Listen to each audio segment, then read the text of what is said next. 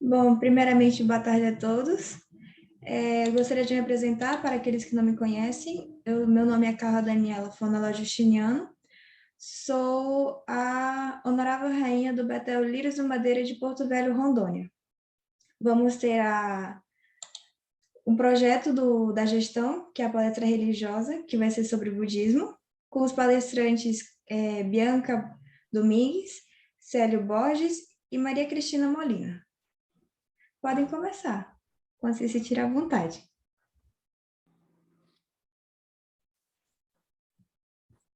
Carla que está apresentando, né?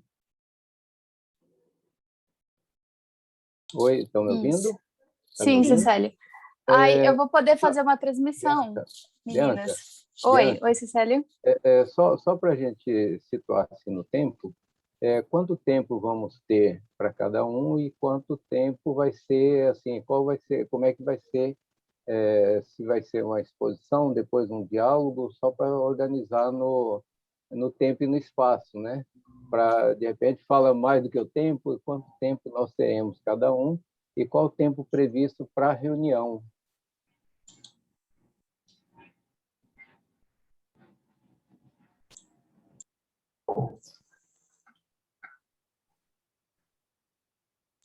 Perdão, aqui passou um avião, fez barulho. Então, o tempo necessário que vocês precisarem, porque a gente espera uma apresentação do budismo, e aí, se alguém tivesse dúvida, no final a gente seria aberto para tirar dúvidas, falar e qualquer coisa, para não atrapalhar no andamento da palestra. Ok. Perfeito. Obrigado. Então tá. Então vamos fazer uma transmissão de um slide, que é a dona Cristina que vai dar o início. Tá bem?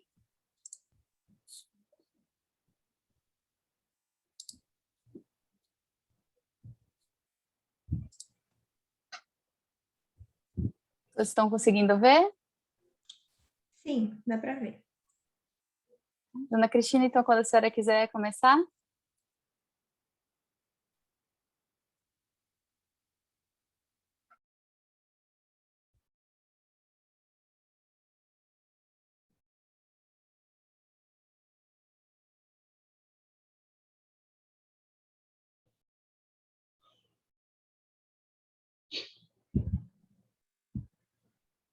Dona Cristina.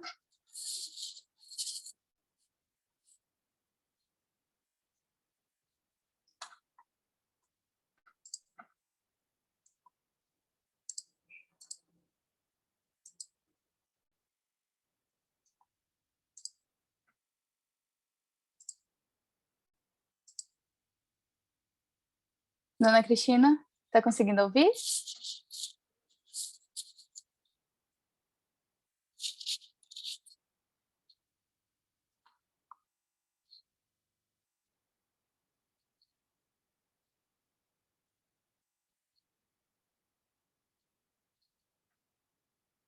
Será que caiu a conexão dela? Não sei, ela estava aparecendo.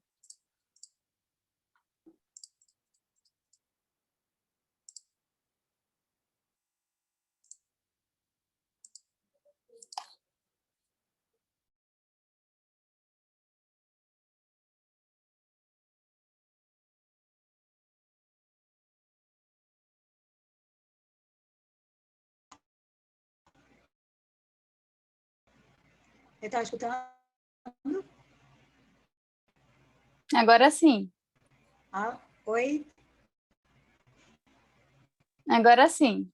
Estamos escutando, Boa tarde, senhora. pessoal. Estão me escutando? Sim. Oi? Beleza, estou com um probleminha aqui no computador. Beleza. Então, boa tarde. Boa Então, meu tarde. nome é Maria Cristina. Oi? Beleza, estou com um probleminha aqui no computador. Então, boa tarde. Cristina. Beleza, estou com um probleminha aqui no computador. Então, boa tarde.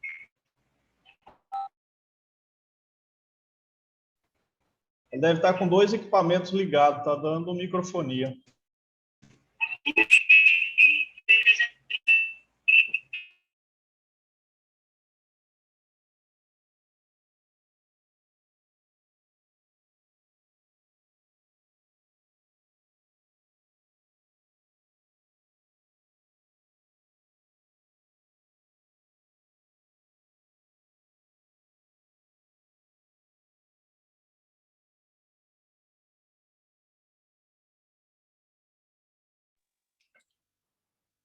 Dona Cristina?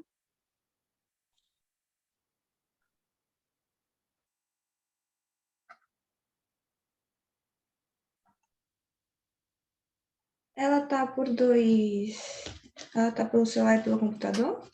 Eu não sei. Eu acho que ela tá pelo computador mesmo.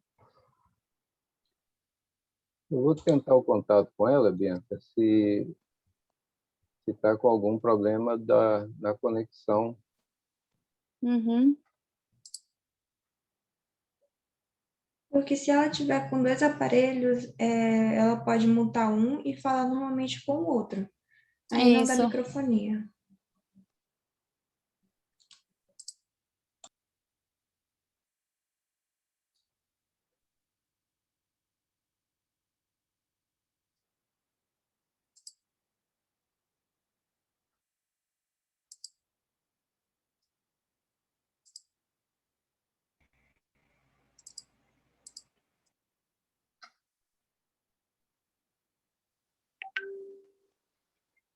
Eu não estou conseguindo som. Pode começar e depois eu vou ver se eu consigo consertar aqui.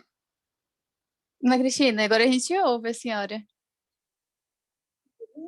Tá bom, então. Deixa eu ver aqui. Eu saí, entrei novamente, então dá para ouvir agora, né? Perfeito, perfeito.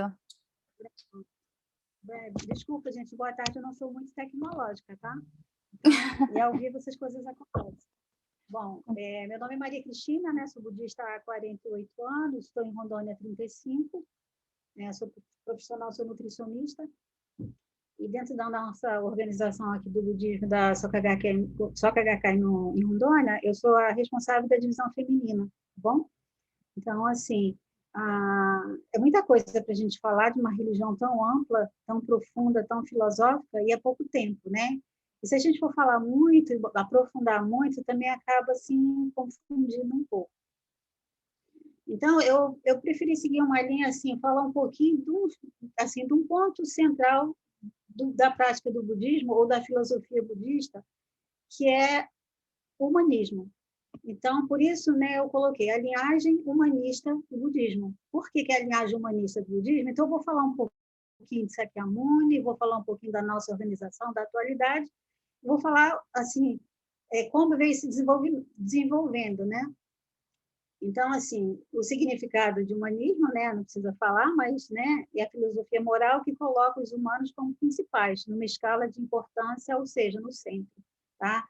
Então, na prática do budismo, na filosofia, o ser humano como centro, né? E a gente vai entender como é isso aí, tá bom? Pode passar, Bianca. Bom, a linhagem humanista, né? Então, respeito, quando se fala em humanismo, é o respeito a todas as pessoas e a dignidade da vida que se estende desde Sakyamuni. Sakyamuni, ou Siddhartha Gautama, que é o fundador do budismo. Tá?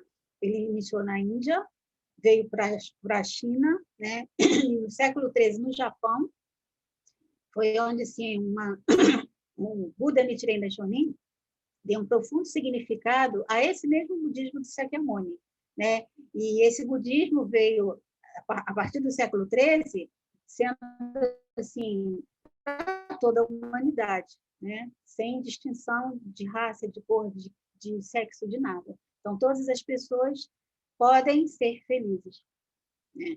Então assim, respeito a todas as pessoas e a dignidade da vida que se estende desde Sakyamuni. A nossa organização é uma organização não governamental filiada à ONU, que tem como base filosófica o budismo de Nichiren Daishonin, tá? Então, essa organização, né, que está em 192 países, né, ela se baseia no Sutra do Lótus, né, e promove ações e atividades da prática da fé na atualidade em conformidade com o espírito fundamental do Sutra do Lótus, né? Demonstrado desde Sakyamuni até Nichiren Daishonin, e com a sua própria vida. Tanto Sakyamuni como Nichiren Daishonin demonstraram com as suas próprias ações esse ponto fundamental da prática do budismo, que é respeito à dignidade da vida, tá bom? Pode passar. Bom, quando a gente fala respeito à vida, né, então, a todos. Não importa que religião, não importa que credo, que cor, de nada. É ser humano. A gente está falando respeito a qualquer tipo de vida. Quando a gente fala vida, não só pessoas. Quando a gente vai para o meio ambiente, né, vida, tudo tem vida, né? Então, respeito à vida como um todo, tá bom? Pode passar.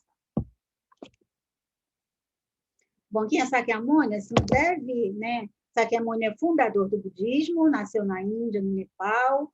Ele era um príncipe que saiu, né, largou todo o seu príncipe. Quem depois quiser ler, saber alguma coisa, né, é muito amplo, né?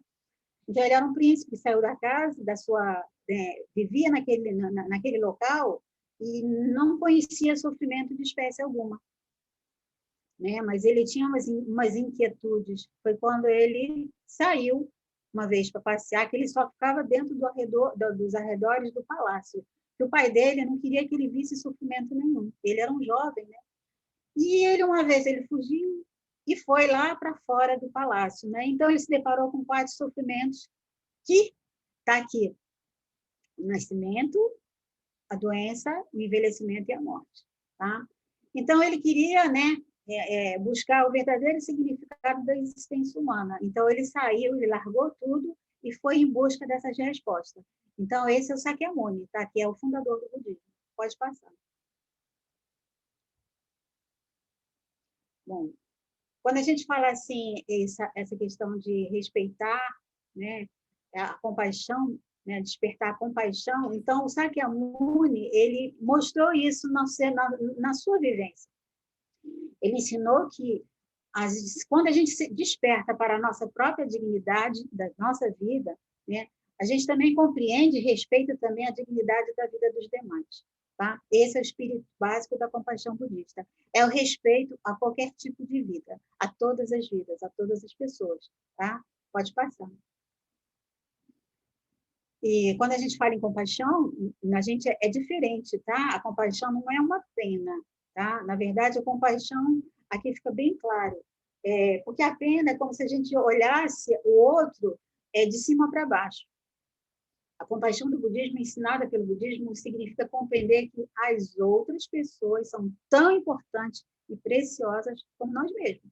Por isso que devemos prezá-la, como prezaríamos nós mesmos. Esse é um ensinamento da compreensão e respeito mútuo, que a gente aprende dentro da filosofia budista. Pode passar.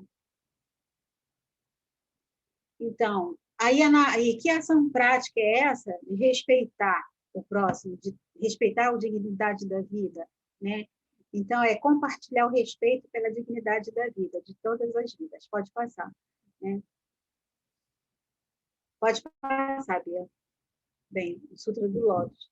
Esse Sutra de Lótus é o ensinamento do Buda, do Sakyamuni, tá bom? Então, nesse Sutra do Lótus, que é um ensinamento vasto, né? Então, ele expõe o quê? Ao expor o Sutra, né, ele estaria concretizando o desejo que acalentava desde o remoto passado de conduzir todas as pessoas ao mesmo estado de vida que o seu. Além disso, repetidamente solicitou que herdassem seu interno juramento e realizassem ações benevolentes visando o seu cumprimento. Então, assim, quando ele fala o mesmo estado que o seu, né, porque é muito amplo, né, pouco tempo para falar muito, mas existe o estado de Buda. Né? O estado de Buda, na verdade, é um estado de vida. Como existe o estado de inferno, é um estado dentro de nós. O estado de inferno, animalidade, estado de ira, absorção, estado de bodhisattva, são estados que nós temos dentro de nós. Tá? Aqui a gente está no estado de tranquilidade, estamos lendo, estudando, mas com certeza, quem está lá vivendo situações difíceis nesse momento, às vezes por causa do próprio ambiente, ele pode estar evidenciando outro tipo de estado.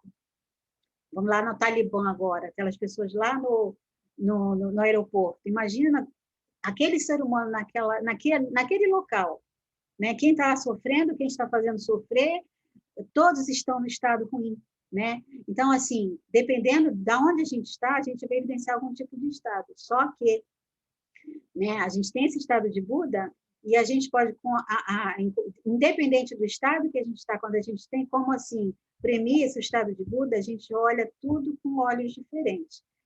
Todas as situações com pensamento diferente, com sentimento diferente. Por isso que a gente, assim, evidenciar o estado de Buda. O estado de Buda é o potencial de amar o próximo, é o potencial de fazer o bem, é o potencial de agir com coragem, com benevolência, com magnitude.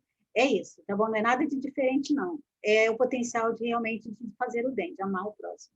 Pode passar. Pode passar, Bia.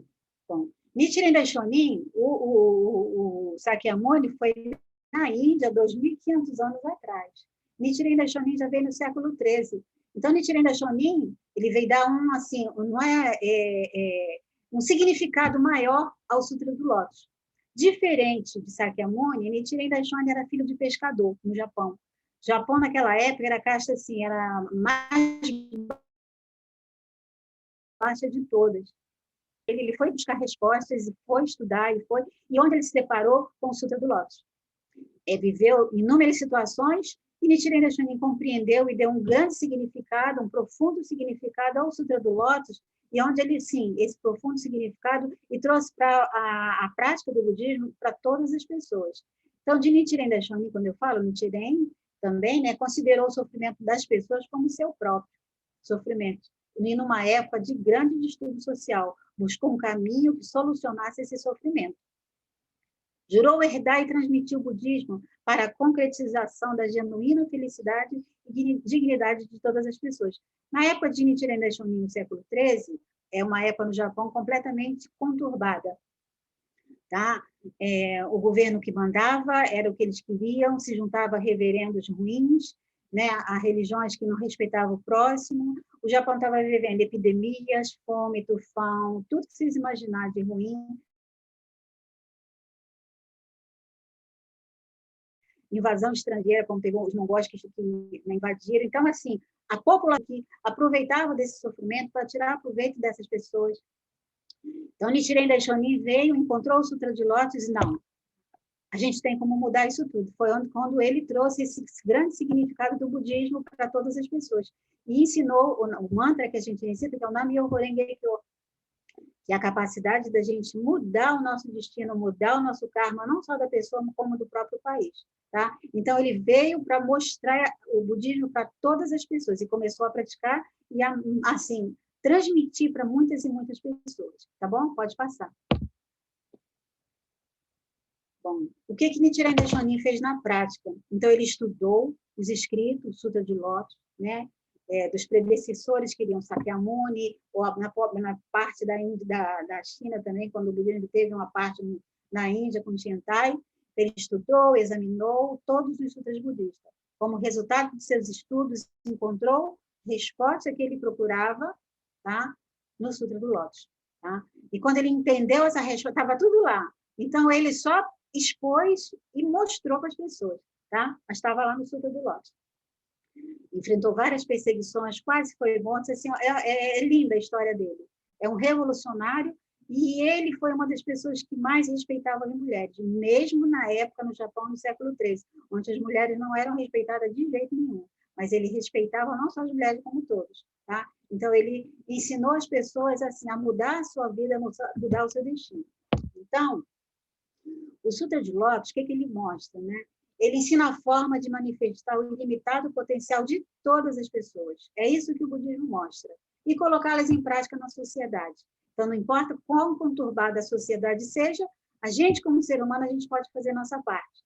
A gente pode pensar, minha luta em prol da paz, mas a paz é um movimento extraordinário muito grande. Mas onde eu estou, eu posso fazer a paz. Na minha casa, no meu trabalho, na escola. Eu, como pessoa, eu tenho a capacidade de gerar paz. Lógico, se essa paz estiver dentro de mim, né? Então, Daishonin decidiu resolutamente estabelecer a genuína felicidade e dignidade na vida das pessoas e proporcionar a paz e a segurança à sociedade. Então, ele visava não só a paz de cada pessoa, mas que isso ia gerar a paz de toda a sociedade. Pode passar. Bom, Nichiren Daishonin, né, dentro do Sutra de Lótus, ele estabeleceu a prática da recitação do Nam-myoho Renge Kyo. O Nam-myoho Renge Kyo é justamente um mantra que a gente recita, e ele está dentro do Sutra do Lótus. Nam-myoho Renge Kyo. Nichiren só acrescentou o Nam, que é devotar a prática, né, devotar a vida em prol da lei mística do Nam-myoho Renge Kyo, a lei de causa e efeito. Escreveu o Gohonzon como objeto de fé e devoção. O Gohonzon é o pergaminho onde a gente recita a nossa oração, esse pergaminho. Nesse pergaminho está escrito que está dentro da nossa própria vida. Então, quando a gente recita o Nam-myoho Renge Kyo, o pergaminho, é como se a gente estivesse recitando nós mesmos, o espelho da nossa própria vida. Tá? E ali está a essência do Sutra de Lótus. Pode passar. E, através dessa prática, a gente consegue evidenciar esse potencial do estado de Buda, que é o potencial de fazer o bem. Então, não é uma coisa mecânica, não é uma coisa assim, não. É que, nossa, de budistas são todos soldadinhos iguais. Não é. Cada um com a sua característica, com o seu jeito de ser, consegue entender o potencial inerente que ele tem de bondade e consegue pôr isso para fora. Bom, estabelecer o ensinamento correto para a pacificação da Terra. Foi justamente o que ele fez. Ele encontrou o Sutra de Lótus e estabeleceu esse ensinamento para melhorar toda a sociedade. Tá? Então, o que ele fez? E o que estabelecer esse ensinamento correto? Significa fazer do estabelecimento da filosofia, do respeito à dignidade da vida, o princípio fundamental a sustentar a comunidade social, para assim construir uma sociedade onde as pessoas possam viver em paz e segurança. Ou seja, só se tem paz e segurança de um em um. Né? Cada um construir a sua paz interior. Aí a gente consegue mudar todo mundo. Pode passar. Pode passar, Bia. Bom, ação humanista na prática.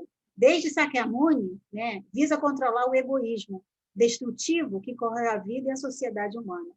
Por que tantas guerras, tanto sofrimento, tanta violência, tanto... Né, hoje, então, está uma coisa assim terrível. Tá? Que, na verdade, as pessoas estão sendo controladas pelo quê? Pelo egoísmo destrutivo que está dentro dela própria.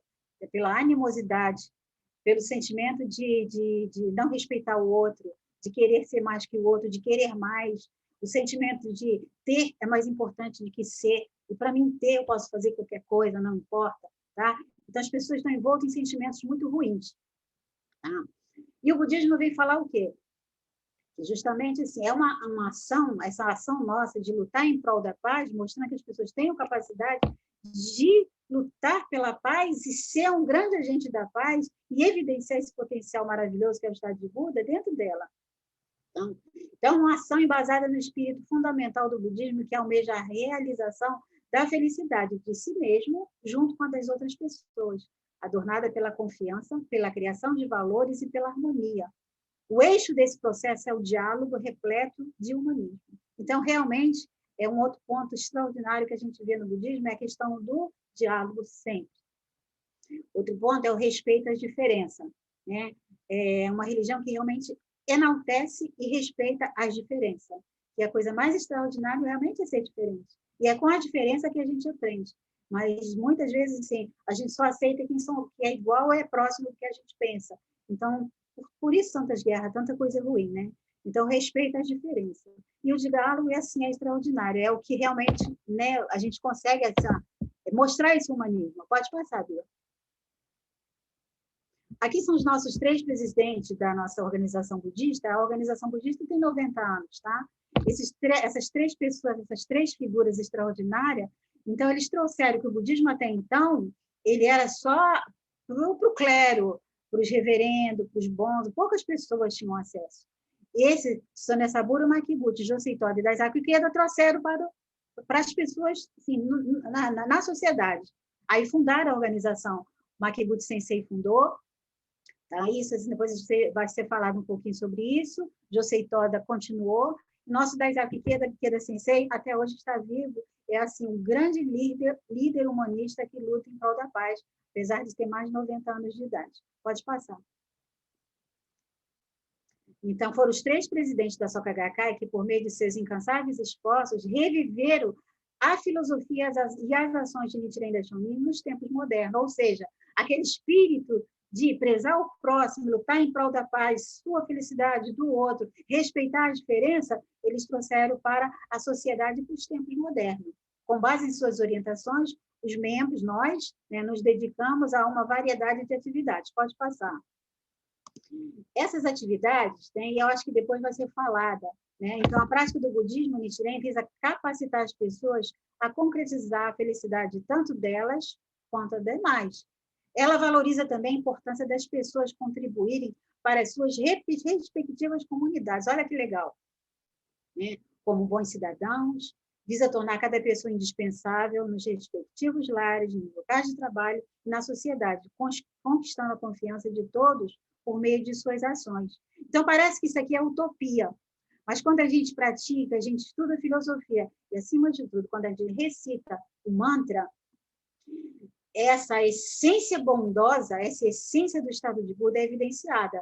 E isso aqui fica fácil de acontecer, porque a gente realmente é assim, nós somos pessoas extraordinárias, seres humanos bondosos na nossa essência, mas a gente vem se perdendo nas nossas vivências, digamos assim. Tá? Mas a prática do budismo é isso aqui, a gente realmente entender o meu valor e o valor do outro.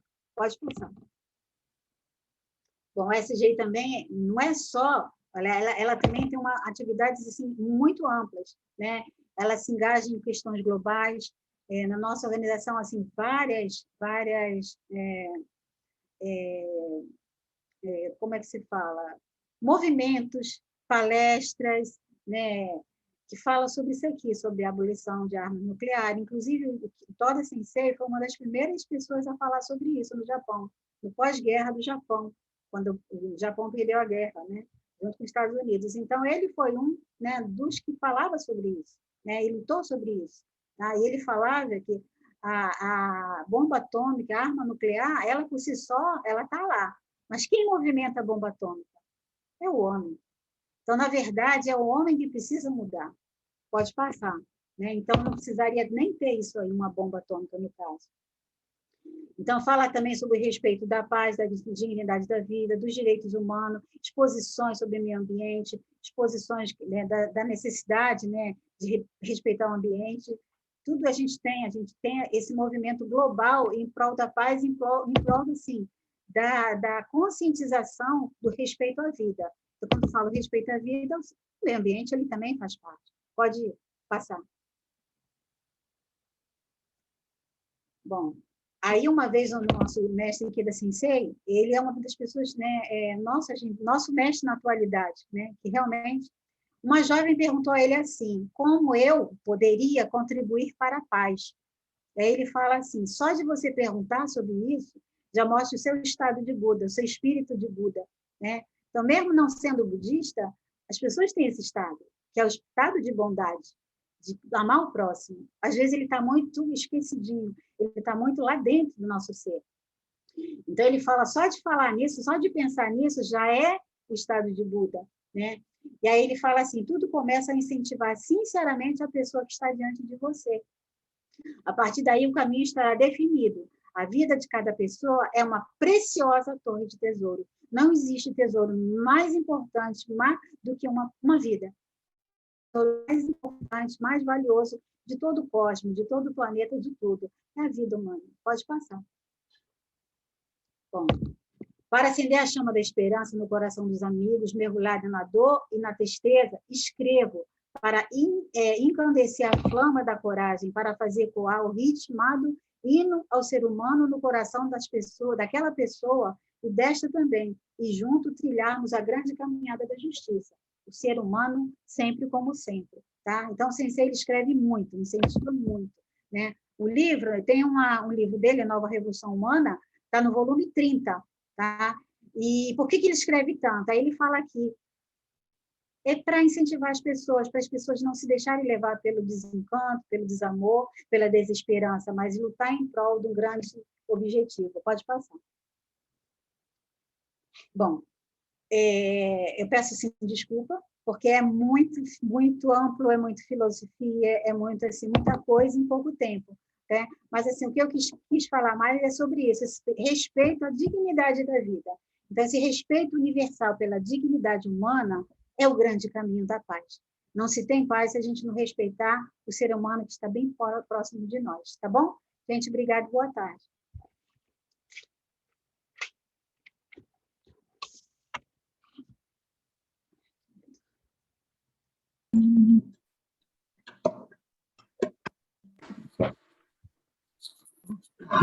Então, agora a próxima pessoa a falar seria o Cecélio, só que aí antes eu vou passar um vídeo institucional sobre a nossa organização, né? Que é não governamental, assim como a dona Cristina falou, não governamental afiliada à ONU, que é a SOCA-HK Internacional. Eu vou passar rapidinho para vocês.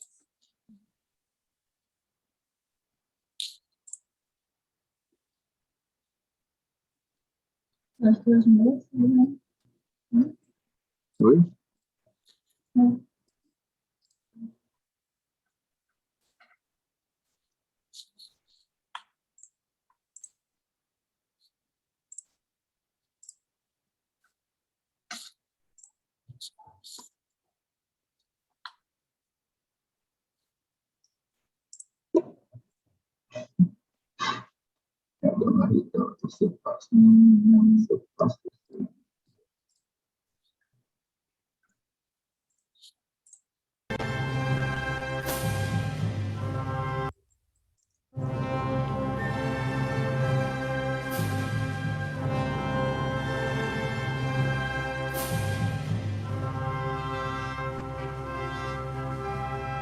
Que mundo deixaremos aos nossos filhos? Antes, é preciso refletir. Que tipo de filhos deixaremos para o mundo? Esta é a premissa que norteia todas as atividades da Associação Brasil SGI, uma organização voltada à criação de valores com base no humanismo. Todas as semanas, os 2.500 núcleos de bairro da BSGI de todo o país reúnem-se em residências, sedes regionais e centros culturais com o propósito de reescrever as suas histórias de vida por meio da construção de sólidos laços de amizade e solidariedade. Fundada no Brasil pelo filósofo e humanista Dr. Daisaku Ikeda em 1960, a BSGI hoje está presente em todos os estados brasileiros. Seus 200.000 associados reúnem-se para o estudo do humanismo, a prática solidária e o aprimoramento pessoal. Seja como for, a grandiosa revolução humana de uma única pessoa irá um dia impulsionar a mudança total do destino de um país e, além disso, será capaz de transformar o destino de toda a humanidade. E esta é a ideia central do movimento que a BSGI promove há mais de 50 anos. As ações da organização incluem também atividades em grupos artísticos, educacionais, filosóficos, entre outros. São bandas de música, orquestra, dança, coros, que por meio da arte compõem uma impressionante sinfonia humana. Na educação, a BSGI promove ações voltadas para revitalizar a educação focada no desenvolvimento do ilimitado potencial dos alunos. E, internamente, realiza atividades que combatem efetivamente o analfabetismo funcional. E a Escola Soca do Brasil baseia-se no princípio de que toda criança tem de ser feliz enquanto estuda. Na área ambiental, o CPAM em Manaus busca consolidar meios efetivos de manejo, com projetos de produção de mudas para o reflorestamento, orientação a comunidades ribeirinhas, educação ambiental, entre outros. Especificamente para a conscientização socioambiental, as exposições documentário já levaram mais de 8 milhões de pessoas a refletir sobre temas de importância vital para o futuro da humanidade. Representante brasileira da SOCA-HK Internacional, organização filiada à ONU, atua de acordo com os mesmos princípios: edificar uma sociedade plena pela cidadania mundial, pela dignidade da vida e respeito aos direitos humanos. À frente da SGI, desde a sua fundação, o Dr. Daisaku Ikeda é uma das personalidades mais respeitadas do mundo quando o assunto é a promoção da paz. Há décadas, encontra-se com pensadores e estadistas para estabelecer laços perenes entre as nações. Além disso, anualmente redige e envia, desde 1983, propostas de paz à ONU. Presente em 192 países e territórios, com cerca de 12 milhões de associados em todo o mundo, a SGI promove ações culturais e educacionais por meio de instituições fundadas pelo Dr. Daisaku Ikeda. Forjar cidadãos comprometidos com um planeta mais humano, realizando ações concretas de fomento à edificação de uma cultura de paz. Associação Brasil SGI, uma organização em prol da paz, cultura e educação.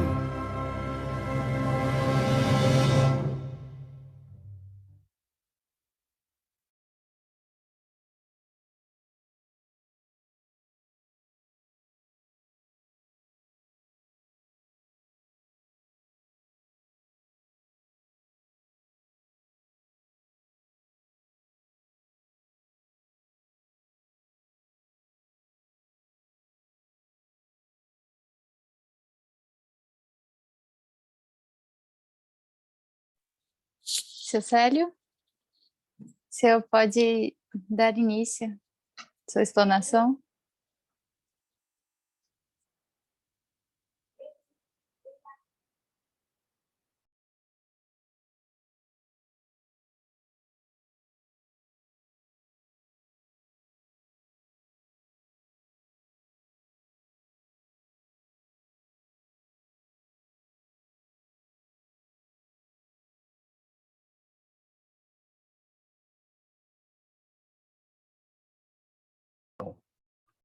Ok, eu estava falando e estou com a câmera aberta e o áudio estava fechado. Então, boa tarde a todos. Eu estava aqui colocando tecnologicamente aqui um suporte de um fone de ouvido. Acho que melhora vocês me ouvirem melhor, né? Melhora a audição, e eu consigo ouvir também melhor vocês. Estão me ouvindo bem? Sim, dá para ver direitinho. Então, primeiro eu gostaria de agradecer essa oportunidade de estar aqui com vocês. Eu tenho a impressão que é a terceira ou quarta vez que a gente dialoga aí com vocês, a convite de vocês, aí da maçonaria, as filhas de Jó, e é um prazer imenso poder dialogar com vocês. Eu costumo me apresentar já pela função, pela profissão, professor Célio Borges. Eu trabalho na Universidade Federal de Rondônia, sou professor titular e estou na universidade há 35 anos, 36 anos. Então, venho atuando, e nesse tempo da minha prática da Soka Gakkai, do budismo Nichiren, tem 35 anos, né? Esse ano completou 35 anos. Então, essa trajetória, temos aprendido aí bastante sobre cultura de paz, e dialogar com vocês é uma grande oportunidade, que é um dos princípios nossos, é a construção do diálogo e a convivência pacífica entre as instituições, entre as religiões, a não intolerância. Então, essa oportunidade de diálogo, e parabéns, é assim, uma grande oportunidade, parabéns para vocês, filhas de Jó, parabéns aí a todos que estão tomando essa iniciativa do diálogo, e essa oportunidade de poder falar para vocês. Eu primeiro queria também saudar, eu estou vendo aqui que o seu Plácido e a dona Rita, velhos amigos, e aí vamos falar, seu Plácido, velhos amigos, não necessariamente falar as nossas idades, né? No sentido de grandes amigos de longos tempos. Dona Rita, a família toda, tivemos o prazer da convivência por muito tempo aqui em Rondônia. Seu Plácido foi um colega na universidade, Vejo que tem algumas pessoas aqui que são membros, né, a Valdereis, e me desculpem, eu não me dirigi a vocês assim diretamente, né, que são membros, eu posso falar assim da maçonaria, né? No início tivemos a oportunidade de cumprimentar, eu acho que alguns representantes. Me desculpe, eu não sei exatamente a terminologia que vocês utilizam internamente, como é que eu poderia me referir me permitam usar o termo que eu imagino ser o mais apropriado, os coordenadores, os gestores, ou, enfim, me desculpem, assim, eu não sei exatamente as funções, né?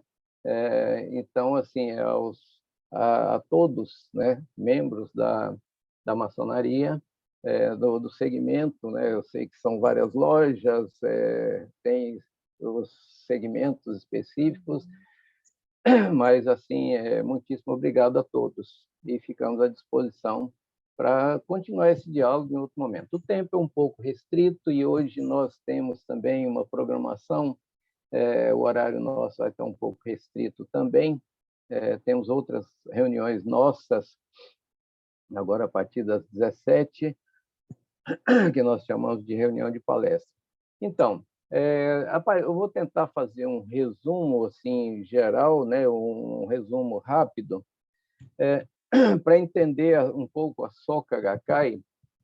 Vocês viram aí que tem uma trajetória desde a Índia, a China, o tempo que esses estudos, esses princípios da história do budismo de Nichiren, ele vem a consolidar no Japão, como foi falado aí pela senhora Cristina. E essa consolidação ela se deu lá nos anos 1200, né? Então, em 1282, morreu Nichiren Daishonin. E, basicamente, 700 anos depois, aí que vem surgir a Soka Gakkai, 650 anos depois. Então, esses ensinamentos eles perpassaram no tempo aí por vários séculos e esses ensinamentos eles eram mantidos nos templos pelos reverendos, pelos sumo-prelados. Era mantido pela Nichiren Shoshu, que era uma estrutura de caráter quase que estritamente religioso, em função dos templos, mas não tinha a propagação. Então, a Soka Gakkai, eu vou tentar resumir, a história dela está relacionada aos 3 presidentes, que já foi mostrado, e da Soka Gakkai desdobra a Soka Gakkai Internacional, e nesse espaço de desdobramento foi criada a BSGI, como foi expandido para o mundo, para 192 países. Do Japão até 1960, era a Soka Gakkai do Japão, que ela foi criada em 1930. Somente a partir de 1960 é que ela, com base nesses ideais, ela começa a expandir a partir do 3º presidente, que eu vou chegar nesse ponto. E a Soka Gakkai, ela se fundamenta em 2 frentes, né? Vamos falar assim. E aí, claro, eu não sei, a expectativa de vocês de conhecer um pouco do budismo, nós vamos falar do budismo de Nichiren Daishonin, que é um segmento específico do budismo, dos muitos budismos que há no mundo, que há no Japão. É muito conhecido o budismo tibetano, que tem o Dalai Lama como representante. Nós praticamos um budismo que não é o budismo do Tibete, é o budismo do Japão, né? Que é o budismo de Nichiren Daishonin. Então, existem muitos budistas, existem muitas ramificações budistas que se identificam como budistas, mas com outras denominações também. Então, a que nós praticamos é o budismo de Nichiren Daishonin, né? E esse budismo ele tem assim, quando desdobra para a Soka Gakkai, ele vai ter vamos falar assim, 2 ramos interligados.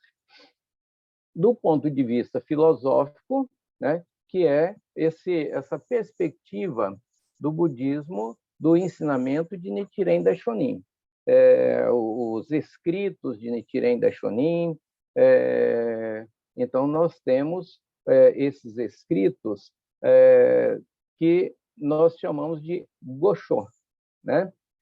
Então, esses escritos, as cartas de Nichiren Daishonin, que são os princípios básicos filosóficos. Então, nós temos esse segmento, vamos falar assim, doutrinário, que é com base nos ensinamentos de Nichiren Daishonin. E temos uma linha de ação que com base nesse princípio filosófico, nessa base filosófica de vida, de prezar as pessoas, a Soka Gakkai tem um movimento de paz, cultura e educação, que nós chamamos de cultura de paz. Então, nós temos, do ponto de vista filosófico, a fé, a prática e o estudo. A fé, a convicção, a prática, o exercício do mantra, o exercício dessa prática, e o estudo é a compreensão. O estudo é a compreensão. A prática e o estudo são as bases para o fortalecimento da fé, na crença de que nós podemos realizar a nossa transformação kármica e realizar a revolução humana.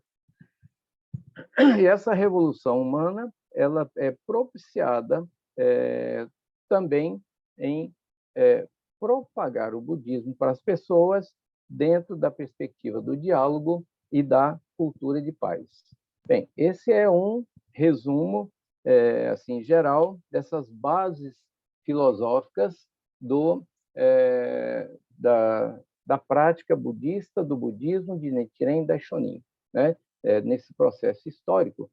Aí, em 1930, por volta de 1930, como é que nasce a Soka Gakkai? Nasce com Tsunetsaburo Makiguchi. Era um professor, um educador, foi um diretor de escola, e naquela época ele tinha um sonho, né? Ele buscava consolidar um sistema educacional que possibilitasse às crianças a conquistar a felicidade com as suas próprias mãos e se desenvolver como adultos independentes, ou seja, visava essa autonomia, esse reconhecimento da capacidade, das potencialidades das crianças enquanto alunos. E ele desenvolveu uma teoria educacional que é a educação para uma vida criativa, que era a teoria de criação de valor. A Soka Gakkai, a Soka Kyoiko Gakkai, era uma sociedade para a criação de valores. Lá o início, a base, que era desenvolver a teoria educacional que procurava aprofundar a teoria do valor como o alicerce, o valor das pessoas. Não era o valor de valorar quem é que faz mais, quem faz menos, mas o valor de cada pessoa que poderia ser desenvolvido. E aí foi quando ele conheceu, né, ele encontrou o budismo de Nichiren Daishonin. E ele percebeu que ali encontrava sustentação filosófica para a base, como base para a criação de valores. Aquilo que ele imaginava, faltava algo, né? Que vamos falar assim numa linguagem, aí eu vou puxar um pouco para uma linguagem acadêmica, que também sou professor, então faltava essa base filosófica para dar sustentação ao pensamento pedagógico que ele tinha naquela época. E aí ele converteu ao budismo de Nichiren, que naquela época era então denominada Nichiren Shoshu, né? Que era o nome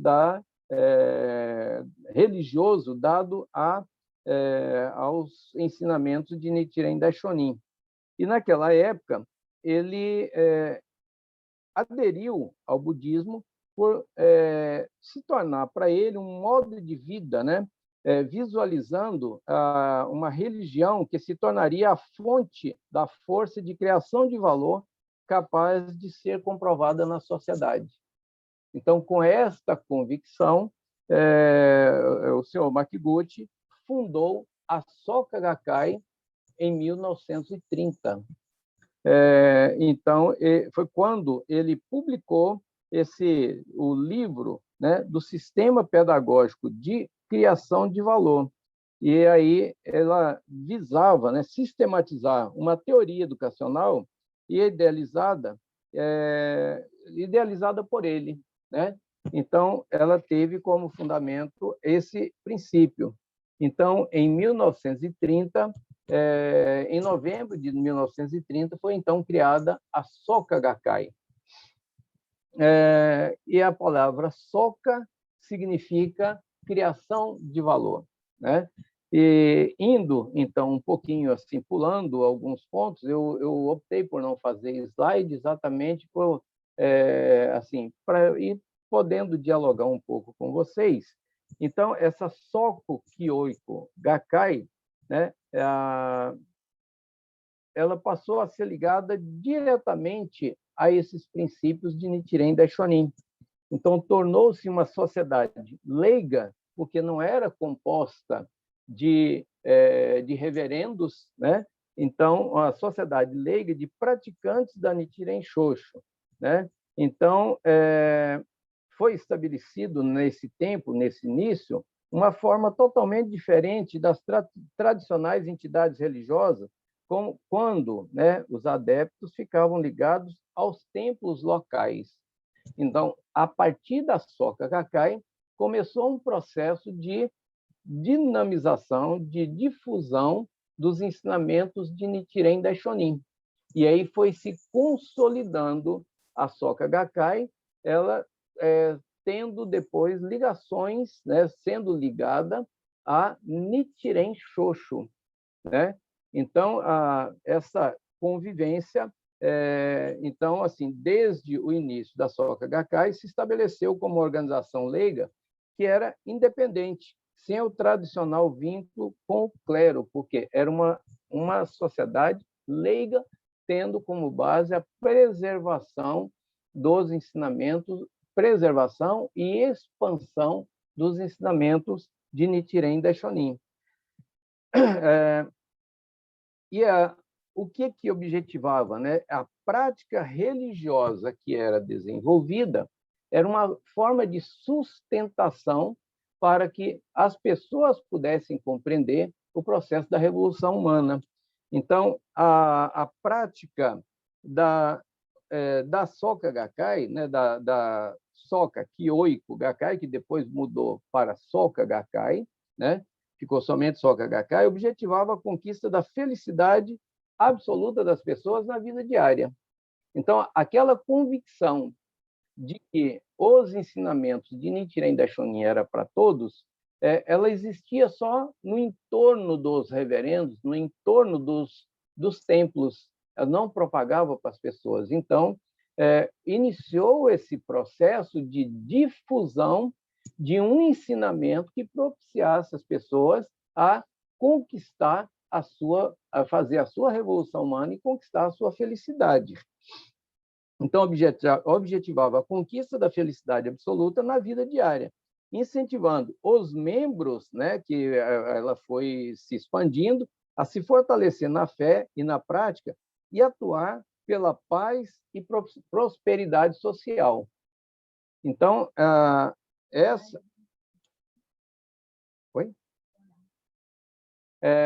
a paz e a prosperidade social sem se prender aos rituais religiosos. O clero cuidava dos rituais e a Soka Gakkai, os membros praticavam os ensinamentos, o mantra, o Nam-myoho Renge-kyo, o Gongyo. Aí nós teríamos que falar em mais detalhe sobre essa prática, mas assim, mantinha a prática religiosa, mas não mantinha, ela não a Soka Gakkai não exercitava os ritos dos templos, mesmo frequentando os templos, mas a Soka Gakkai tinha uma atuação de difusão. Bianca, eu não marquei a hora que eu comecei, porque senão eu vou monopolizar aqui e vou falar 40 minutos, né? Então, assim, você controla aí, pode bater um sininho e falar assim, ó, daqui 5 minutos tem que encerrar, né? Eu vou tentar agora, então, esse sentido, né, da prática baseada no espírito original do budismo de Nichiren Daishonin. Muito bem. Então, aí, criada a Soka Gakkai, na época do Makiguchi, foi quando desencadeou a questão da Segunda Guerra. E, naquela época, tentaram, no governo japonês, que tinha que ter uma unidade religiosa. Todos deveriam praticar, aderir ao talismã shintoísmo, deveriam aderir ao shintoísmo. A Soka Gakkai não concordou. E aí teve todo um processo de perseguição. Makiguchi morreu na prisão por conta dessa convicção, dessa intolerância religiosa. Já em 1900, pulando no tempo, um dos seus discípulos, Josei Toda, ele, lá na época, já depois da guerra, iniciou um processo de reconstrução da Soka Gakkai. E, em 1951, então, 49, ele iniciou esse processo, esse resgate da Soka Gakkai, depois da Segunda Guerra, lá em 1945, né? E aí, em 1951, ele assume como segundo presidente. Nesse movimento de reconstrução, surge, então, o segundo presidente, o Josei Toda, que era o discípulo direto, assim, como a gente fala na linguagem nossa atual, era o parceiro do lado, né? Era o discípulo ali verdadeiro, né? Que veio sustentando a fundação da Soka Gakkai, o andamento da Soka Gakkai. Josei Toda assumiu em 1951 e, nesse processo da condução, aí aparece, então, o discípulo de Josei Toda, que foi Daisaku Ikeda. Daisaku Ikeda, então, assumiu em 1960 como terceiro presidente, e aí começou o processo de expansão para o mundo, do Japão para o mundo. E aí veio Estados Unidos, Havaí, Brasil. Em 1960 foi criada a BSGI, que vocês viram o vídeo aí no início. Então, foi para ter uma ideia geral do que é a BSGI. E a BSGI é a que nós somos vinculadas, e nesse movimento de 1960, no processo de expansão e de propagação, foi expandindo para vários países. Como era vinculado à Soka Gakkai do Japão, aí expandiu para outros países, começou a ter Soka Gakkai do Brasil, Soka Gakkai dos Estados Unidos. E aí foi criado o quê? A Soka Gakkai Internacional, que era a que responderia, que representaria a prática de Nichiren Daishonin no mundo. Então, Daisaku Ikeda deixa a Soka Gakkai do Japão, fica como um presidente honorário e assume a liderança da Soka Gakkai Internacional, que está até hoje. Em 1975, criou, então, a Soka Gakkai Internacional, e em 1983, diante desse processo de expansão, ele passou a apresentar a proposta de paz na ONU, oficialmente desde 1983. Então, assim, resumindo, né, esse movimento de cultura de paz, Daisaku Ikeda se colocou como um pacifista, um construtor de pontes de diálogo, visando a paz do mundo, né? Uma cultura de paz com base no diálogo. E quem é Daisaku Ikeda? Então, ele é um pacifista. Há um reconhecimento hoje de aproximadamente 400 instituições que homenagearam ele como doutor honorário de universidades, centros de estudos, e ele é doutor honorário da nossa Universidade Federal de Rondônia e é cidadão honorário de Porto Velho, né? Então, assim, qual é a ligação que nós temos com Daisaku Ikeda? E agora, no mês de agosto, no dia 24, é quando comemoramos, né, foi no dia 24, um mês muito significativo que nós comemoramos, que é o mês que se comemora a conversão de Daisaku Ikeda, né? E aí, então, assim, esse movimento geral da Soka Gakkai, então tem a base filosófica e a base de ação, né? E aí, sobre a BSGI, eu penso que pelo tempo e pelo vídeo que já foi mostrado, é desnecessário falar da BSGI, mas é possível conhecer a BSGI. Também tem o site da BSGI, que podemos depois, aí as filhas de Jó podem manter uma interlocução com a Bianca, jovem com jovem, que se entende facilmente, né? Então, a Bianca sabe muito bem como acessar a BSGI, mais informações, enfim, vocês podem manter esse diálogo, e eu me coloco à disposição também, nós nos colocamos à disposição, e então, aí, Daisaku Ikeda já veio ao Brasil 4 vezes, e hoje, por uma questão de idade, com mais de 90 anos, ele já não está indo a nenhum país, mas ele está presente em 192 países e continua dialogando com seus escritos, sendo lido, e aí nós temos toda essa movimentação de paz, cultura e educação. Eu vou parar por aqui, então, essa abordagem, colocando aqui, então, à disposição, e depois, aliás, Bianca, acho que 2 minutos a mais, eu me esqueci de uma coisa, a Soka Gakkai tem uma carta internacional que, em 1995, foi aprovada, essa carta da Soka Gakkai Internacional, que entre os seus princípios está contribuir para a paz, a educação e a cultura, visando a felicidade e o bem-estar da humanidade, inspirada no respeito budista à dignidade humana.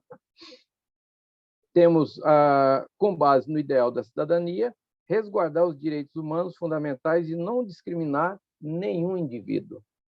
E também respeitar e proteger a liberdade de crença e de expressão religiosa, promover a ampla compreensão do budismo por meio de intercâmbios, contribuir dessa forma para a concretização da felicidade das pessoas.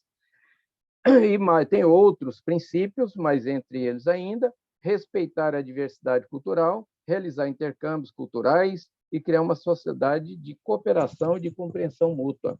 E visar, com base no budismo, a proteção da natureza, do meio ambiente e contribuir para a promoção da educação em busca da verdade e também do desenvolvimento da ciência para capacitar as pessoas e aprimorar o caráter e desfrutar de uma vida plena e feliz. Esses são alguns princípios, e aí eu agradeço a vocês. Bianca, eu não controlei o meu tempo, eu deixei para você me avisar. Em linhas gerais, essa é a abordagem da Soka Gakkai Internacional e BSGI. Muitíssimo obrigado e ficamos à disposição.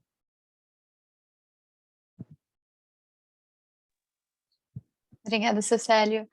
Eu queria ver se as meninas têm alguma dúvida, assim, se quiserem já falar, porque eu acho que o tempo já está muito, né, já está muito avançado, mas se elas tiverem alguma dúvida, assim, em relação à filosofia, em relação ao estado de Buda, se elas conseguiram compreender, se tem alguma dúvida, ou alguma outra dúvida em relação à filosofia budista, né? Algumas pessoas têm alguma base, às vezes, por exemplo, o karma, né? O que seria o karma? Então, se tiver esse tipo de dúvida, esse questionamento, pode fazer. Já que foi tocado na tecla, você pode explicar, tipo, o karma em si, já que foi tocado nessa tecla? Pois é, né, do karma. Porque, assim, o budismo, se a gente fosse falar, assim, sobre todos os princípios, a gente ia ficar aqui horas e horas e horas falando. Então, para vocês terem alguma base, né, a gente preferiu falar um pouco, né, sobre a nossa organização e falar um pouco, né, dessa linhagem humanista, que ela está ligada muito, né, a nossa organização.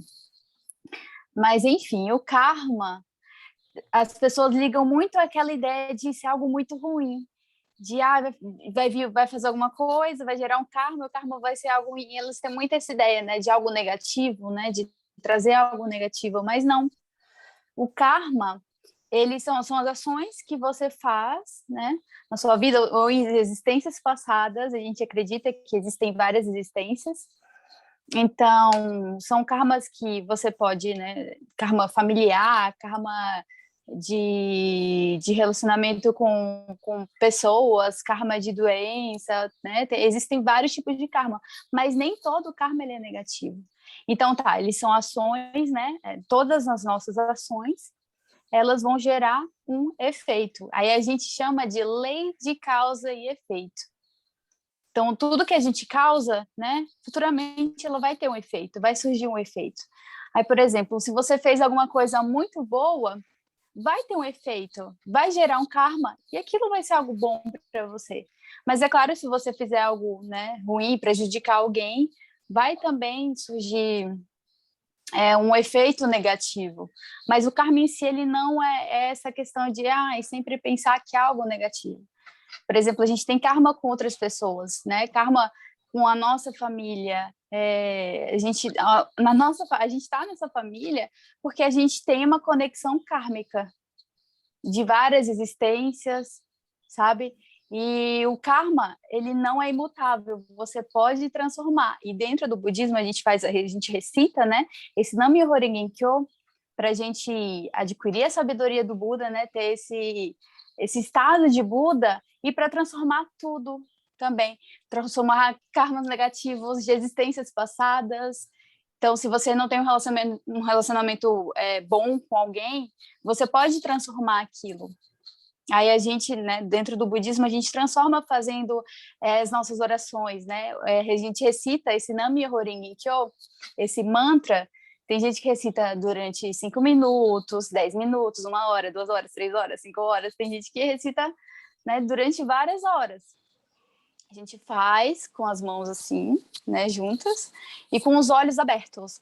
Essa é a nossa meditação. A gente medita com os olhos abertos, olhando o Gohonzon, que é um papel, a gente não tira foto, não tem foto dele, né, assim, mas se um dia vocês quiserem, né, tiverem a oportunidade de ir na nossa sede, vocês vão poder ver o pergaminho, né, que os membros têm em casa. Então, a gente faz as nossas orações olhando para esse pergaminho, recitando esse Nam-myoho Renge Kyo, para a gente evidenciar esse estado de Buda na nossa vida e para a gente transformar tudo na nossa vida. E é isso. Se o Célio quiser falar alguma coisa, a dona Cristina também. Deixa eu só falar de um outro modo. Popularmente se conhece o karma, o que nós falamos de karma, conhece como destino. Deus quis assim. É o destino. Tem um destino danado de ruim. Tudo acontece de ruim para, né, a pessoa fala, isso é o destino. E aí cai no conformismo. Então, quando se fala que o karma ele é determinado por 3 formas: pelo pensamento, a causa, né, o karma, pensamento, a palavra e a ação. Então, se tiver um pensamento ruim, pensa antes de falar. Quando fala, está gravado no universo. E quando você age, está efetivada a ação. Ou seja, determinou aquela ação. Nós, no budismo, acreditamos no karma da existência de gerações, até de 7 gerações. Aí vai transformar o karma. Caramba, então tem que viver 7 vezes para frente para poder pagar essa conta, né? Então, como é que a gente transforma esse destino?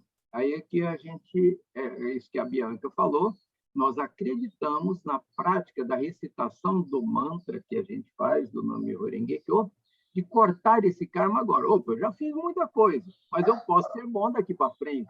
Ou seja, eu posso mudar isso que me incomoda, isso que não deixa avançar. Então, isso chama de transformação kármica e revolução humana.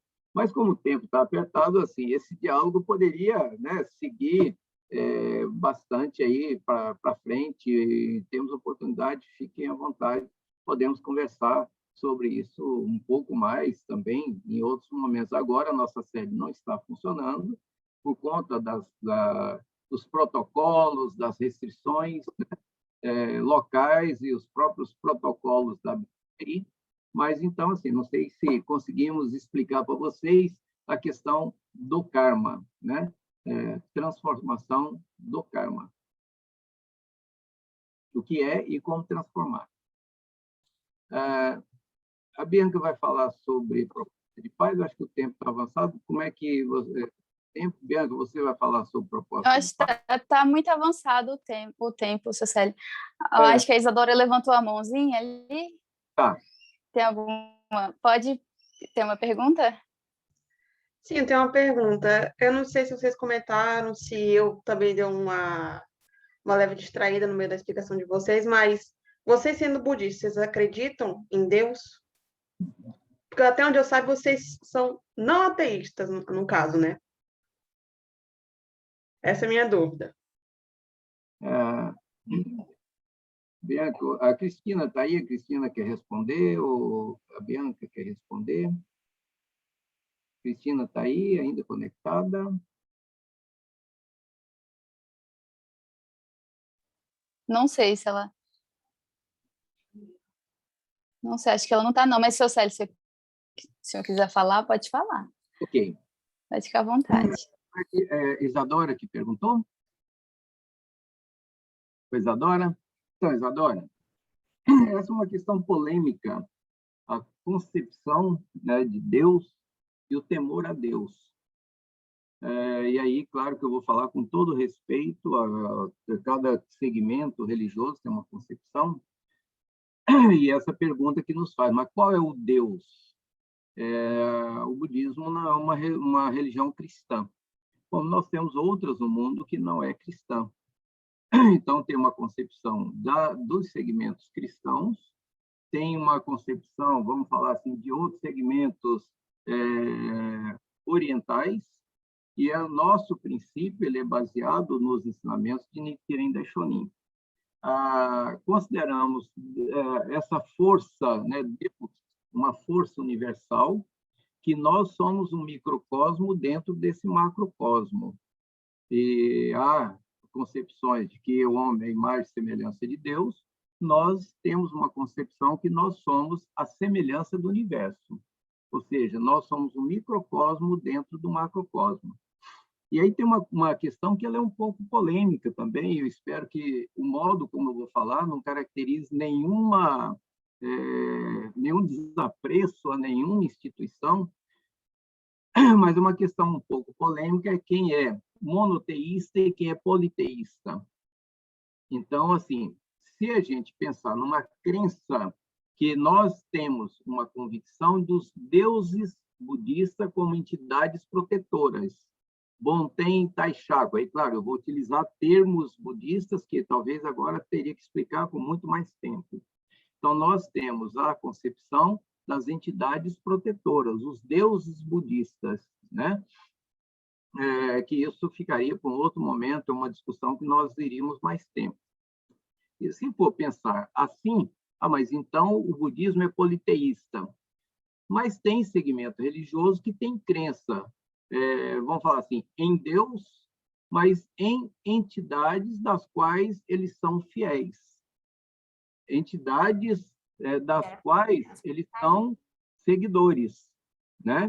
Então, assim, segmentos onde tem uma crença central, mas tem a devoção a uma determinada entidade protetora que ele acredita de acordo com a sua fé. Então, assim, Deus, acreditamos sim numa força universal de todos, né? Não numa convicção assim, mas nós temos um Deus diferente. O Deus é a força do universo. Isso é o que nós acreditamos e reconhecemos as entidades protetoras que têm essa referência dentro das teorias budistas. Não sei se ficou claro para você. Acreditamos, sim, em Deus, mas esse Deus universal. um meio diferente de dizer que vocês não têm tipo a trindade que a gente tem aqui, que é Deus, Jesus, Espírito Santo. Vocês não têm isso, mas vocês acreditam, têm devoção por vários deuses, no caso.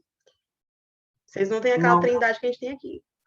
não. A gente não tem, vamos falar assim, essa hierarquia, com todo respeito, assim, essa, vamos falar assim, Deus ou entidades interligadas. Eu não sei se eu estou conseguindo, eu estou querendo ter assim, muito cuidado para não ter nenhuma deselegância na forma de falar e não ter comparação. Então, assim, nós não temos a referência que a gente tem, por exemplo, a gente não tem imagem. Nós temos um pergaminho onde ele está escrito Nam-myoho Renge-kyo. Então, a nossa devoção é a essa lei do universo, onde nós, pessoa e lei, faz a conexão a partir da recitação do Nam-myoho Renge-kyo como a lei universal maior, que é devotar a vida à lei de causa e efeito para a eternidade da vida. Esse seria um resumo da nossa crença, e aí, assim, com todo o cuidado, há instituições que ela tem a imagem. Nós temos um pergaminho. Então, assim, são as simbologias, né, que se utiliza. Agora, tem um dos princípios nosso budista, é a não intolerância a qualquer tipo de religião e a abertura para o diálogo, inclusive interreligioso, que nós já participamos de vários. Deixou bem explicado. Assim como vocês fazem o diálogo para explicar melhor as crenças de vocês, aqui também dentro do Betel, a gente não tem nenhuma distinção de religião. Você pode ser cristão, você pode ser evangélico, você pode ser umbandista, que mais?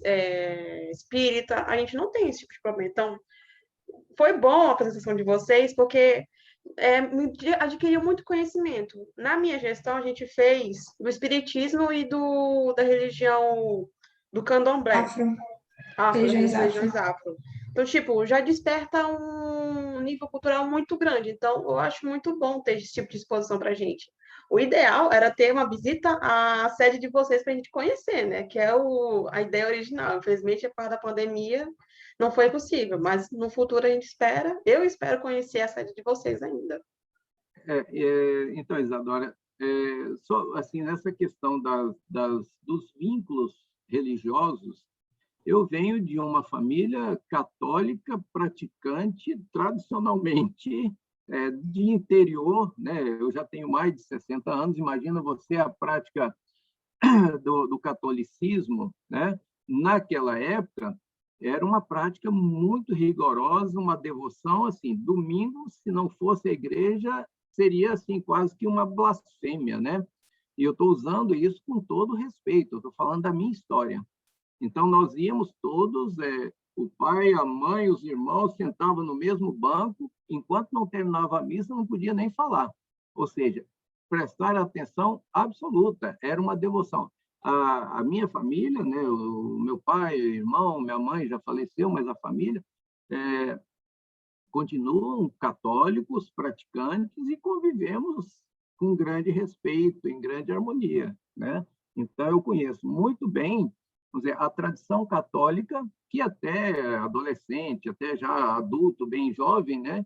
Mas eu fui praticante e fiz essa opção de praticar o budismo por questão de convicção, uma liberdade que eu senti que ali era um caminho que eu me sentia mais à vontade, né? Em termos de escolha de uma prática religiosa.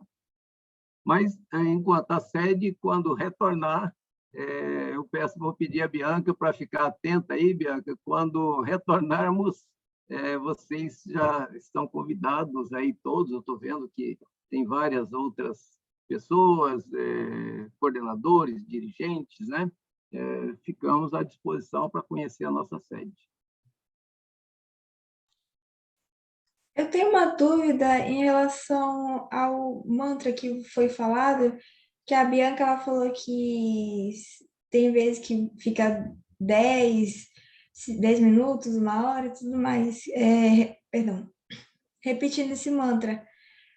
É tipo cronometrado ou você fica ali, fica falando e vai perdendo a hora, e aí quando você se sentir bem, aí você para? Eu não entendi. É uma pergunta interessante, Carla. É, nós estabelecemos o objetivo de recitar esse mantra. Então, assim, nós fazemos o Gungyo, que é um livro que é o Sutra do Lótus. O livro do Sutra de Lótus o Nam-myoho Renge-kyo seria o título, é a essência do Sutra de Lótus. Então, quando nós recitamos esse mantra, olha, eu vou fazer 5 minutos, eu marco no relógio, vou fazer 1 hora, e faço 1 hora. Faço 1 hora todo dia. Então, vou recitar 1 milhão de Daimoku durante 1 ano. Eu faço todo dia 1 hora de Daimoku, é mais ou menos 300 e poucas vezes que eu faço em 1 hora, mais ou menos assim, né? Então, assim, esse tempo é estabelecido. Olha, eu quero fazer porque a minha vida está precisando de mais oração, né? Então, assim, é uma coisa que a gente não estabelece. Olha, você tem que fazer 1 hora para mudar a sua vida. Não sei, quem sabe onde o calo aperta, vai fazer com a convicção que tem e quanto tempo ele tem desejo de fazer. Me permita aqui citar a Dona Rita, né, Dona Rita? Nós já fizemos muito Daimoku, né? Seu Plácido sabe, né? A família da Dona Rita pratica. Às vezes a gente faz o objetivo de fazer 2 horas por dia. Há quem faz 3 horas por dia. Ou seja, eu acredito na minha revolução humana a partir dessa prática e a partir das minhas ações. Então, o tanto que vai fazer é a critério de cada pessoa. Mas, assim, não há um limite. Ou você fez 5 minutos, tá bom, já cumpriu a obrigação do dia. Não é com essa intenção também. É uma prática livre, mas temos uma convicção que nós fazemos pela manhã e fazemos à noite. Abrimos caminho pela manhã e agradecemos à noite. Ah, sim, obrigada.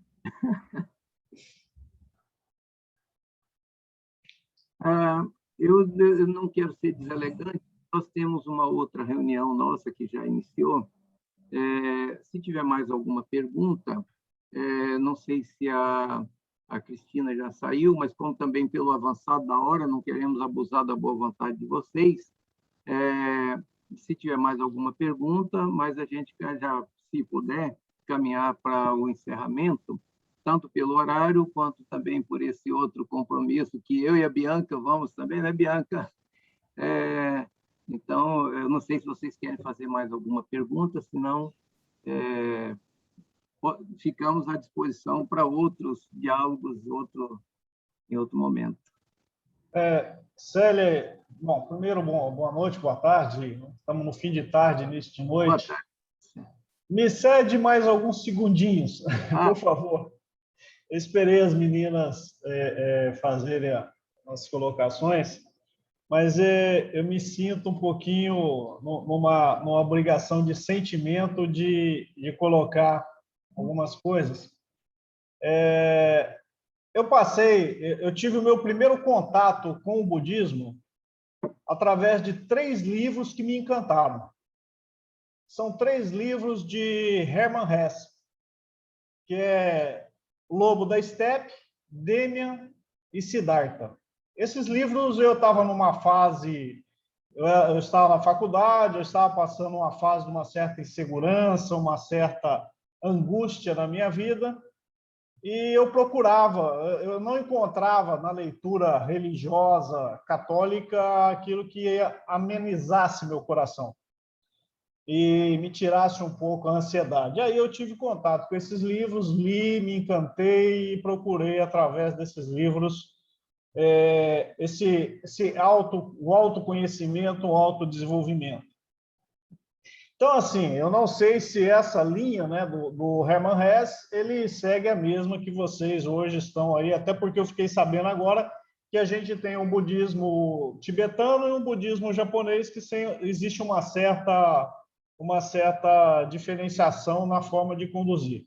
Mas, de qualquer forma, assim, a essência deles eu percebo que é o mesmo, que realmente o autodesenvolvimento, o autoconhecimento está presente em todos. E uma outra coisa que foi colocada, eu acho assim, eu não gosto muito de unanimidade, né? Eu acho que é importante realmente ter pessoas que pensam diferente. A gente só cresce com pensamentos diferentes, com visões diferentes. Muitas vezes não prevalece o de um ou de outro. Aparece uma terceira solução originária da conversa desses diferentes. E aí, tem uma coisa que foi no vídeo da Maria Cristina que me chama muita atenção, e hoje eu acho que assim a gente tem que fazer uma reflexão muito forte, que é o tal que tipo de físico vamos deixar para esse mundo. Eu fiquei mais preocupado foi o que aconteceu com a minha geração dos anos 60 e 70, que nós somos os filhos dessa geração, somos os filhos desse passado. O que nós fizemos que estamos hoje tornando o mundo tão ruim, especialmente na questão ambiental? Que eu lembro, quando eu era menino, que a gente estudava na escola já as proteções ambientais, os cuidados ambientais, e que, infelizmente, hoje está aí, né? A gente não precisa nem dizer, né? Está nos olhos vistos, está aí no nosso respirar, a gente já sente.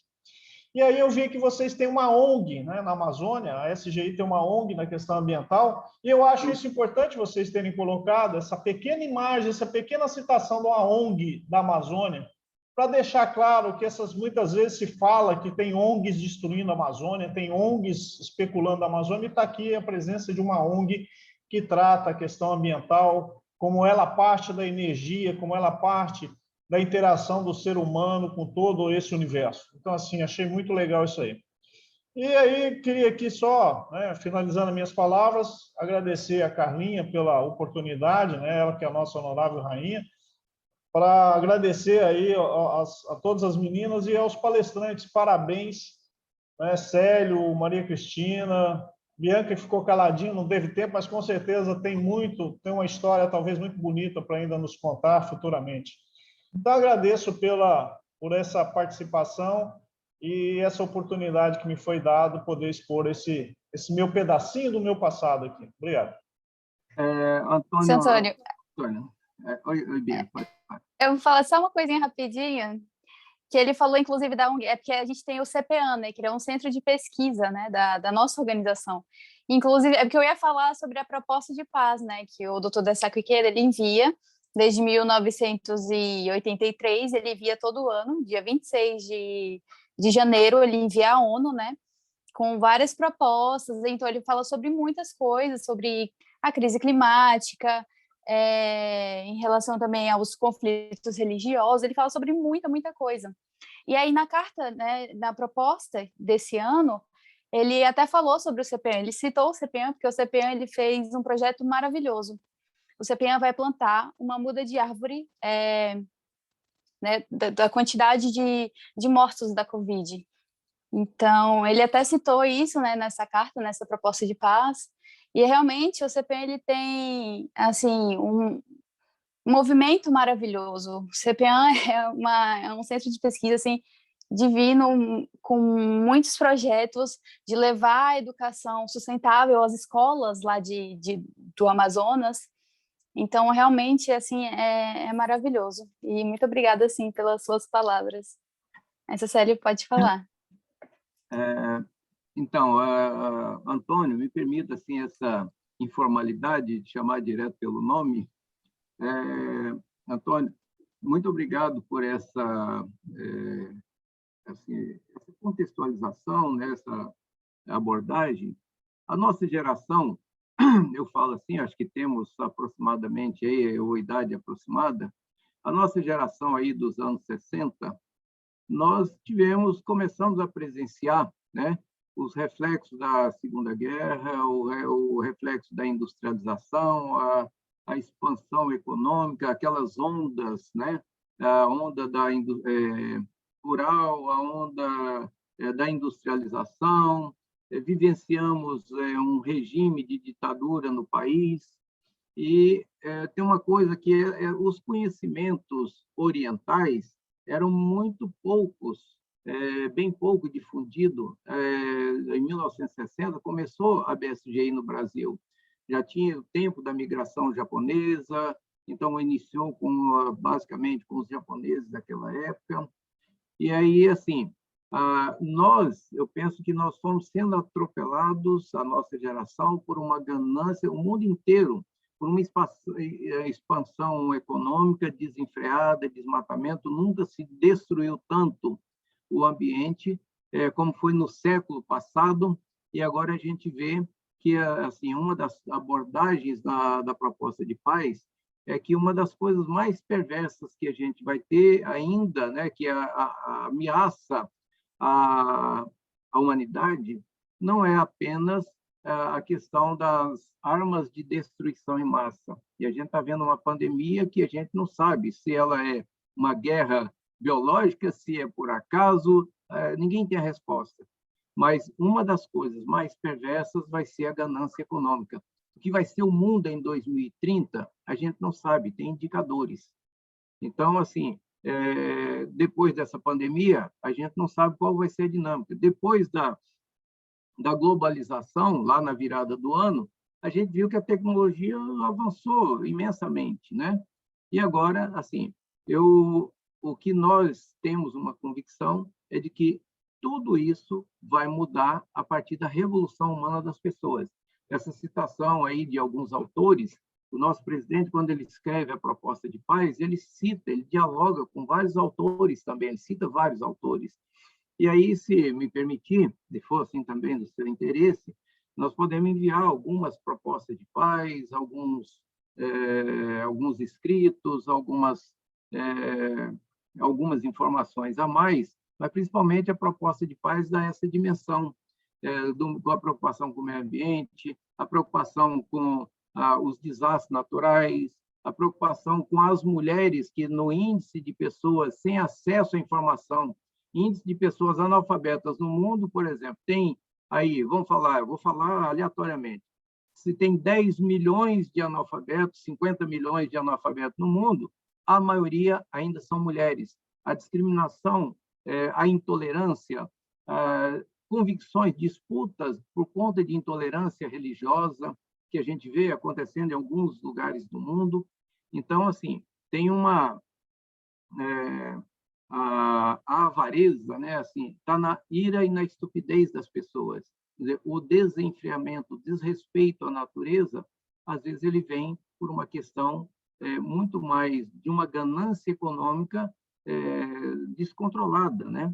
Mas então, assim, poderíamos dialogar bastante sobre isso, mas assim, temos ainda a convicção de que tudo isso pode mudar a partir da revolução humana das pessoas, a revolução humana de cada pessoa. E aí, a Bianca tem esse contato com vocês, eu me disponibilizo, a Bianca pode passar o meu e-mail, fique muito à vontade, e podemos enviar algumas edições da proposta de paz. As 3 últimas agora estão tratando dessas questões ambientais, da questão de abolição das armas nucleares. Já saiu um tratado que já foi assinado agora recentemente, de abolição das armas nucleares, e dessa questão da destruição da natureza e dos objetivos do desenvolvimento sustentável, e agora sobre também a pandemia. E o Instituto SOCA, que agora mudou de nome, o CPA, ele tem uma ação de produção do banco de sementes, a produção de mudas e o plantio. E aí, Bianca, vamos acrescentar mais uma coisa, acho que também podemos caminhar para encerrar. O Instituto SOCA, o CPA, que era o Centro de Estudo e Pesquisa da Amazônia, o Instituto SOCA Amazônia, eles criaram com o Tribunal de Justiça do Amazonas, com a maternidade, cada criança que nasce em Manaus é plantada uma árvore que ela é identificada, aí tem um nome lá da geografia, agora me fugiu o termo, ela é catalogada. Então, para cada criança, ela recebe um selo na certidão de nascimento que ela tem uma árvore plantada em homenagem àquela criança que nasce.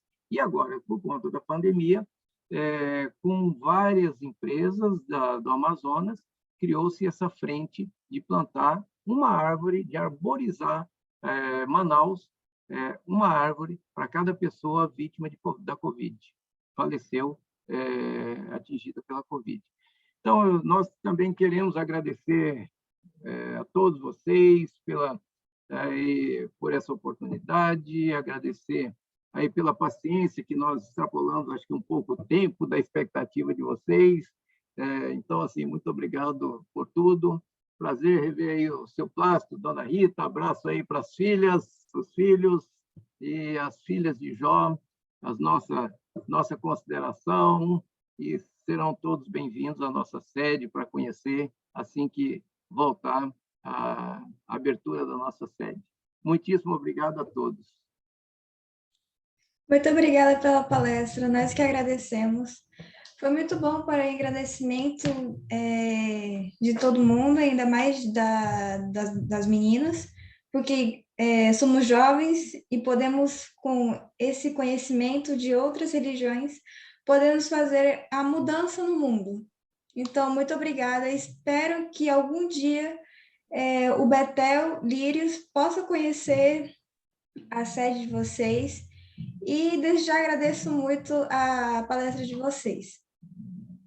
Ok, eu não apresentei a minha esposa, Maria Helena, está aqui nos acompanhando também, dona Rita e Helena, né? Vocês se vendo de São Paulo para Rondônia, de Rondônia para São Paulo, né? Então, estamos aí reencontrando amigos também. Muitíssimo obrigado, Carla, obrigado a todos, e ficamos à disposição. Bom? Antes de terminar, a gente gostaria que vocês ligassem as câmeras, se sentirem à vontade, para tirar uma fotinha. Tudo bem, para nós não tem problema. Obrigada. Eu que vou tirar, tá? Vou tirar aqui pelo computador. Tá bom. Okay. Todo mundo abriu a câmera? 3, 2, 1 aí. Pronto, tirei a foto, vou mandar no grupo, depois Carlinha passa para o nosso palestrante. Uhum. Okay. Bom, então, com isso encerramos a palestra. Muito obrigada mais uma vez. Tenha um bom resto de fim de semana. Obrigada. Mantemos contato, Antônio. Muito obrigado. Grande abraço. Obrigada, gente. Tchau, tchau. Obrigada. Tchau, tchau. Tchau, foi muito bom participar. Eu aprendi muito. Obrigada pelo convite. Que bom que tenha gostado, mana. Eu sou daqui de RO mesmo. Você é? Qual é o seu? O meu é o de Ariquemes. O 06. 06. Gente, eu tenho que me informar mais. Depois eu vou pegar teu número pelo... Pega. Uhum. Vou procurar Yasmin.